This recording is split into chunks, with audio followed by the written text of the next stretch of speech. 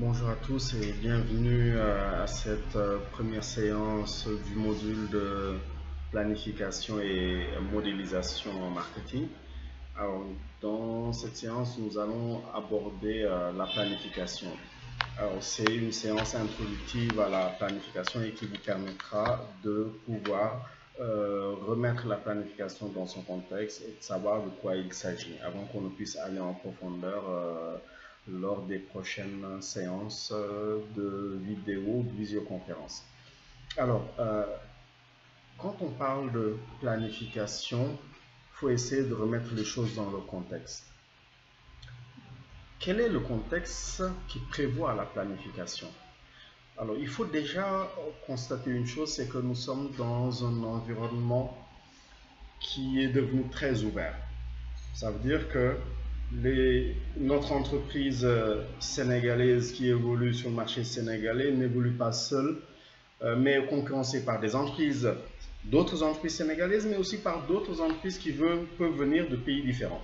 Nous sommes concurrencés par les produits qui viennent de l'UEMOA, nous sommes concurrencés par des produits qui viennent de nos partenaires ou des contrats bilatéraux qu'il y a avec d'autres pays, que ce soit les États-Unis, que ce soit le Canada, la France, etc., ou la Chine. Donc, on est concurrencé, nos entreprises sont concurrencées par d'autres entreprises qui ne sont pas forcément sur le même territoire que nous. Donc, on est sur des marchés ouverts. Donc, ces marchés deviennent de plus en plus concurrentiels. Et il faut aussi comprendre autre chose, c'est que la concurrence, elle est aussi sur notre propre marché, donc au niveau national, notre marché domestique. Pratiquement chaque jour, on voit naître une, deux, trois, plusieurs entreprises dans le même secteur d'activité que nous. Donc, ça veut dire que la concurrence s'exacerbe. C'est une concurrence nationale, mais au-delà de cette concurrence nationale, il y a aussi une concurrence internationale. Due à quoi? Due à l'évolution technologique. Aujourd'hui, vous n'êtes pas obligé d'acheter votre voiture à la Sénégalaise de l'automobile, à CFAO. Vous pouvez commander votre voiture à l'extérieur, neuve. Vous pouvez la commander à l'extérieur et bien entendu la faire venir au Sénégal. Vous auriez pu l'acheter directement chez nos concessionnaires ici, mais vous l'achetez à l'extérieur. Autre chose, j'ai aujourd'hui la possibilité sur Internet de me connecter et de défiler sur le site d'une boutique de prêt-à-porter et d'acheter des habits et de me faire envoyer ces habits-là. Aujourd'hui, on a même des entreprises qui sont dans le transport de marchandises comme Wikari, mais en fait, quand je parle de transport, c'est un transport rapide. Donc, ça veut dire que la concurrence n'est plus seulement nationale, cette concurrence, elle est internationale sur plusieurs secteurs. Donc, ça, c'est aussi un élément qui rend nos entreprises vulnérables, qui rend l'entreprise de façon générale vulnérable. Et donc, l'entreprise doit composer avec ça. Autre chose, nous avons aussi une intervention beaucoup plus importante de l'État maintenant sur les marchés. Par exemple avec la RTP, avec d'autres contrôleurs qui sont sur le marché et qui effectivement essaient d'intervenir pour faire en sorte qu'il y ait qu'on respecte les règles du jeu au niveau du marché. Mais ce n'est pas tout. Nous avons aussi, comme je l'ai dit tout à l'heure, une évolution de la technologie. Et l'évolution de la technologie fait que les clients sont plus informés. Et en devenant plus informés, ils deviennent plus avertis. Et en étant plus avertis, ils deviennent plus exigeants. Ça veut dire qu'ils vont nous pousser dans nos retranchements pour faire en sorte qu'on propose le meilleur. Nous, entreprises, qu'on propose le meilleur, qu'on leur propose le meilleur. Et ils vont effectivement comparer. De plus en plus, les clients ayant l'information, ils vont comparer. Donc, si nous vendons des produits, avant d'acheter nos produits, ils vont aller voir le concurrent. Qu'est-ce que le concurrent propose? Est-ce qu'il propose le même niveau de qualité? Est-ce qu'il propose moins cher? Si c'est le cas, ils ne vont pas acheter chez nous, ils vont acheter chez le concurrent.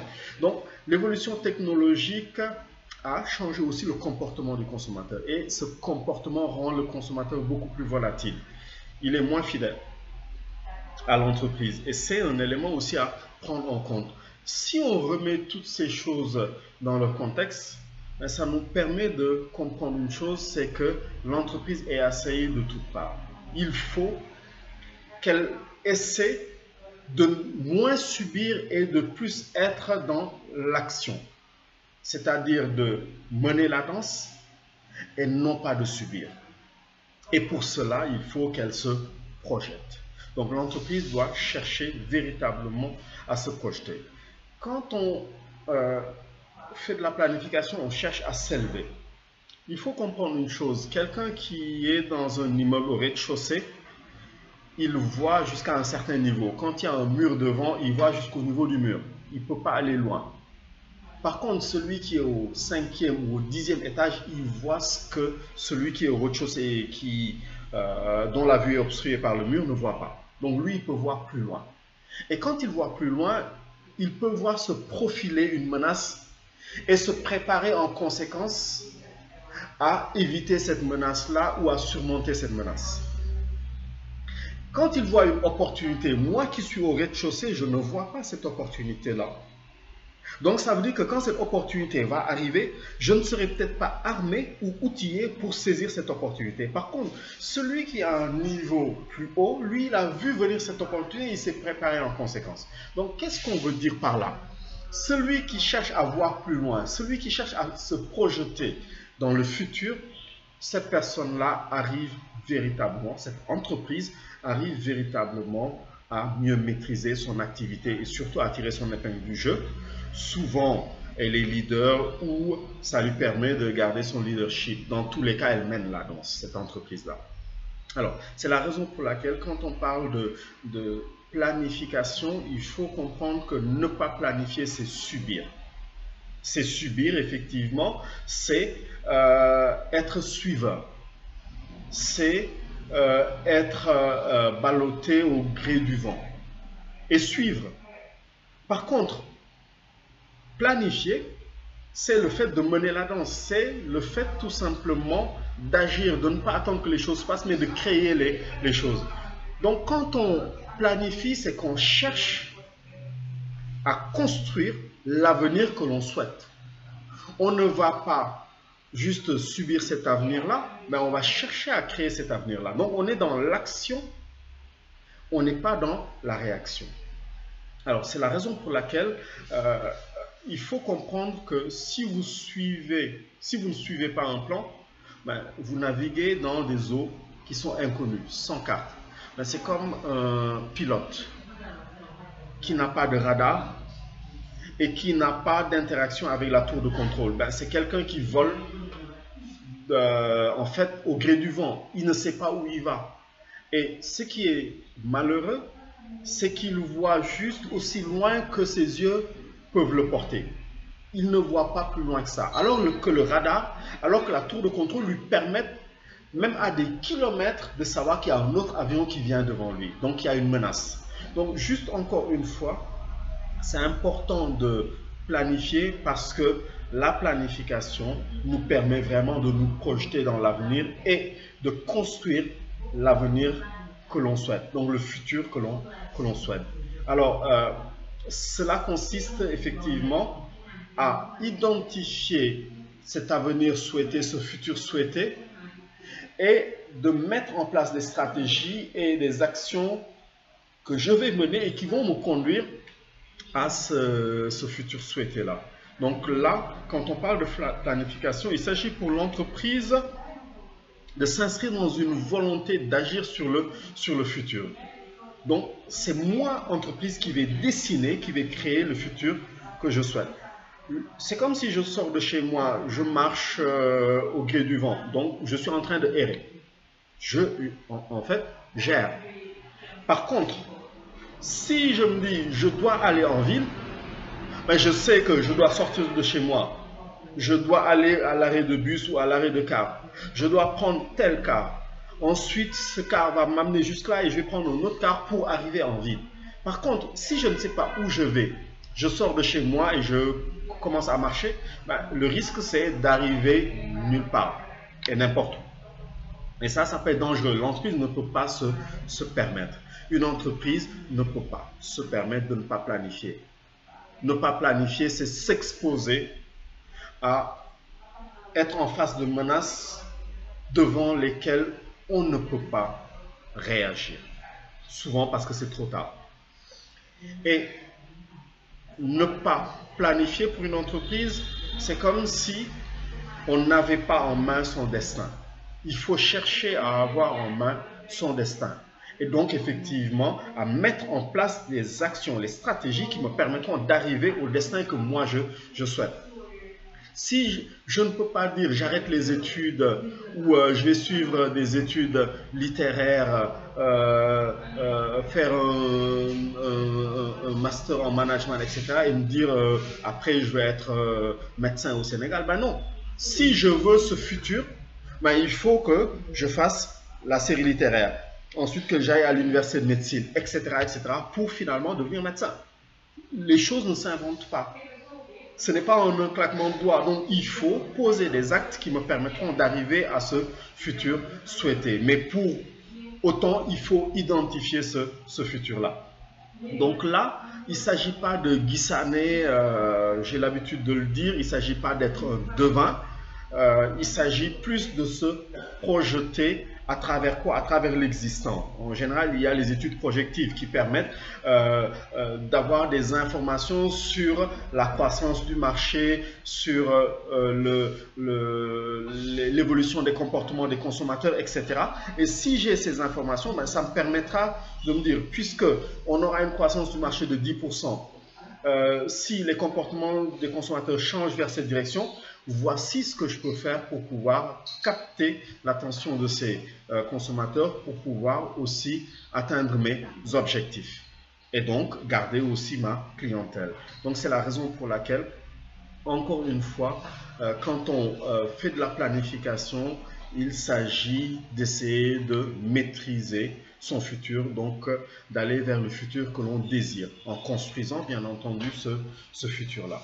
Alors, quand on parle de planifier, il s'agit d'un processus qui est coordonné et très méthodique, qui me permettra au final d'arriver au futur souhaité, donc à l'objectif souhaité. Maintenant, il faut comprendre que la planification s'inscrit dans un espace temporel. On essaie, quand on fait de la planification, on essaie d'agir. En fait, on essaie d'agir sur le futur. C'est ce que j'ai dit tout à l'heure, mais dans un futur plutôt éloigné. Alors, la plupart du temps, dans le cadre de la planification stratégique, on cherche à se projeter dans le long terme. Mais à minima vraiment, on peut se projeter sur le moyen terme. Il faut comprendre que on peut se projeter dans le court terme, et là on est plus dans l'opérationnel. Mais dans la planification stratégique, on est à minima dans le moyen terme, mais sinon, dans le meilleur des cas, il faut se projeter dans le long terme. Donc c'est important quand même de préciser cela. Alors, la planification est utile parce qu'elle permet de contrôler l'activité de l'entreprise, c'est-à-dire le futur souhaité de l'entreprise.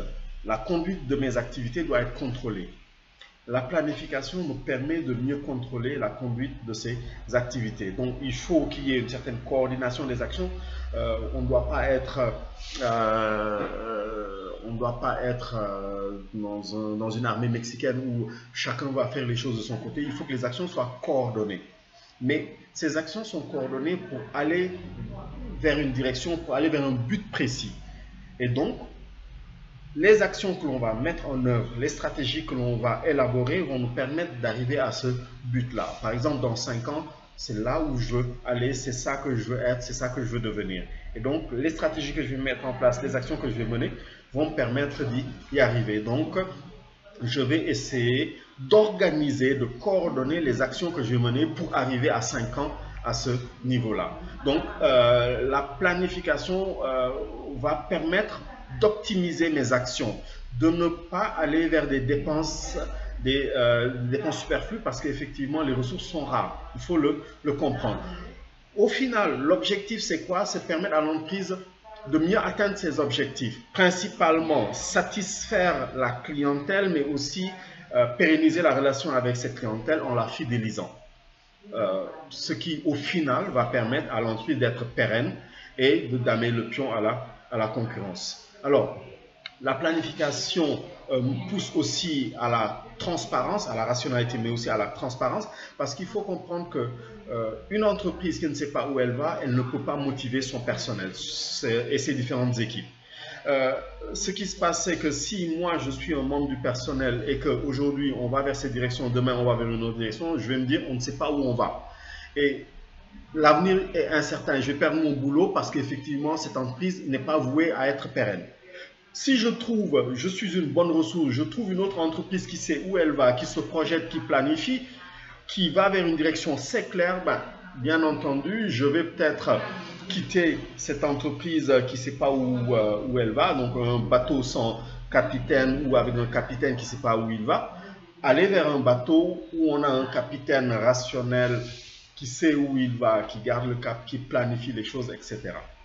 Donc, ça me permet, dans une certaine mesure, de mieux coordonner mes actions, les activités, mais aussi d'arriver à optimiser mes ressources. Donc, la planification a plusieurs vertus.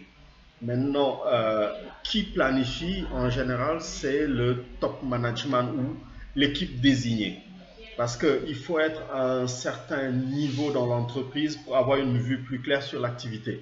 Par exemple, la plupart du temps, pour la planification stratégique, c'est le comité directeur qui s'occupe de ça, bien entendu aidé par une équipe. Mais il faut comprendre une chose, c'est que les informations viennent du bas.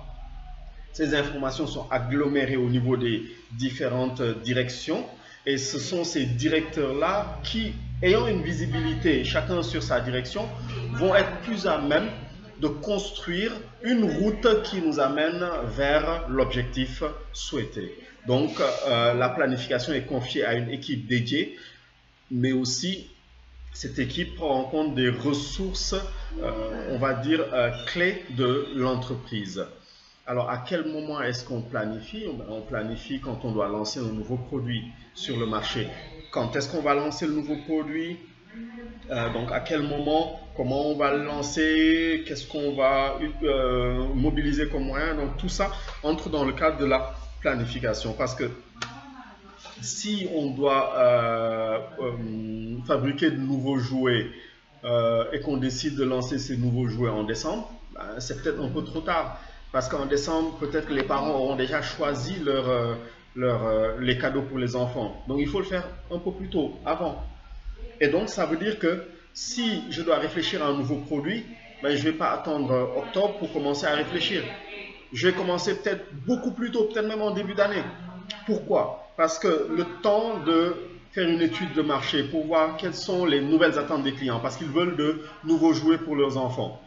L'étude de marché va prendre du temps. Après l'étude de marché, qu'est-ce qu'il faut que je fasse? Il faut que je donne l'information de ce que les clients veulent à la recherche et au développement, qui vont essayer de réfléchir et conceptualiser un produit. Le produit conceptualisé, il faut qu'on le teste pour voir est-ce qu'effectivement ça correspond à ce que les clients veulent. Donc, on retourne au niveau du marketing qui va faire une étude de marché et donc des tests avec le produit. On va tester le produit au niveau du marché avec des parents, des enfants, etc. qui vont tester le produit et nous faire des retours. C'est bon, c'est pas bon, il y a telle chose qui manque, il faut améliorer ça. On a ces retours-là, on revient vers la recherche et le développement, ils améliorent et ensuite on teste, c'est bon, c'est parfait, validé, on envoie à la production. Ça prend du temps. La production va chercher la matière première, approvisionnement, cherche la matière première, la production fabrique. Ensuite, il faut mettre les produits dans les différents points de vente, il faut les acheminer pour que ces produits soient disponibles au niveau des magasins et que les parents aient le temps de voir ces produits-là. Donc tout ça, ça prend du temps. Ça ne se fait pas en un jour, ça ne se fait pas en une semaine ni en un mois. Ça prend du temps. C'est la raison pour laquelle il faut planifier toutes ces actions et derrière, il faut communiquer pour que les parents sachent qu'il y a un nouveau produit, un nouveau jouet pour leurs enfants qui est dans les magasins. Donc, il y a tout ça qu'il faut planifier. Si je ne le fais pas, je vais faire du tâtonnement. Et donc, ça, c'est de l'amateurisme. Je ne peux pas me le permettre. Donc, c'est la raison pour laquelle, quand on doit lancer un nouveau produit, il faut planifier. Je planifie aussi la création d'une entreprise. On est en 2020, je me dis en 2025, il faut que je crée mon entreprise. je crée une nouvelle entreprise. Donc, ça veut dire qu'on est au point A, en 2025, le point B. Donc, il faut que j'imagine quelles sont les différentes actions que je dois poser, les différentes stratégies que je dois mettre en place pour pouvoir, en 2025, me dire, j'y suis arrivé, j'ai créé mon entreprise. Donc, mon repère, l'indicateur qui me permettra de pouvoir suivre, ben, c'est qu'en 2025, l'entreprise est créée. Donc, il faut planifier les actions que je dois mettre en place pour pouvoir planifier ça. Et le dernier point que je voulais aborder avec vous, c'est que dans le cadre de la planification, on a trois choses. Où il y a trois questions qu'il faut se poser. La première question, c'est où est-ce que j'en suis actuellement? Donc, il faut que je fasse l'état des lieux. Où est-ce que je me trouve actuellement? Si je ne sais pas où je me trouve, je ne pourrai pas me projeter. Par exemple, je ne peux pas dire dans un an, je veux avoir mon bac. Juste comme ça. Parce qu'actuellement, je viens d'avoir mon BFM. Je ne peux pas dire dans un an, je veux avoir mon bac. Ben, si je dis je veux avoir mon bac et que je viens juste d'avoir mon BFM, c'est que je ne sais pas où je suis. Parce que je sais que normalement, je ne suis pas un surdoué, que normalement, pour avoir mon bac, il me faut en général 3 ans minimum. La seconde, la première et la terminale. Mais si je viens d'avoir mon BFM et que je me dis l'année prochaine je vais avoir mon bac, à moins d'être un surdoué, c'est pas possible. Ça va être compliqué. Donc il faut déjà que je puisse savoir où j'en suis pour pouvoir me projeter plus facilement. Donc où est-ce que mon entreprise en est actuellement? Ensuite, où est-ce que je veux l'amener? À quel niveau est-ce que je veux arriver? Quel est le futur désiré? Quel est le futur souhaité? En connaissant le point A, le point B, donc le point A où j'en suis actuellement, le point B, quel est le futur souhaité, ben ça me permettra ensuite de me dire c'est cette stratégie que je dois mettre en place, ce sont ces actions que je dois mener pour arriver au point B.